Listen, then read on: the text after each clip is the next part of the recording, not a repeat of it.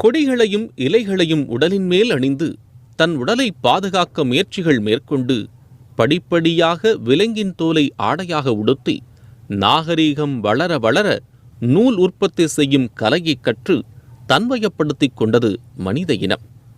உண்ண உணவளிக்கும் விவசாயிக்கு அடுத்தபடியாக மானத்தை காக்கும் நெசவாளியே நமது குல தெய்வம்.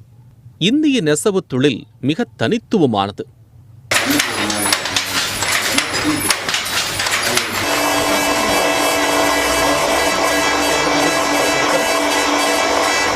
ஐந்தாயிரம் வருடங்களுக்கு முன்பு சிந்துச் சமவெளி காலகட்டத்திலிருந்தே நம் நெசவு தொழில் கைவினைஞர்களின் படைப்பாற்றல் துணி நெய்தலில் வெளிப்பட்டிருக்கிறது. இந்தியாவின் ஒவ்வொரு பகுதிக்கும் ஒரு ஆடை வடிவமைப்பு, அதையொட்டிய கலாச்சாரம் என பறந்து விரிந்தது நமது நெசவு தொழில்நுட்பம். இந்திய சுதந்திர போராட்டத்தின் போது கைத்தறி மிகப்பெரிய பங்காற்றியது.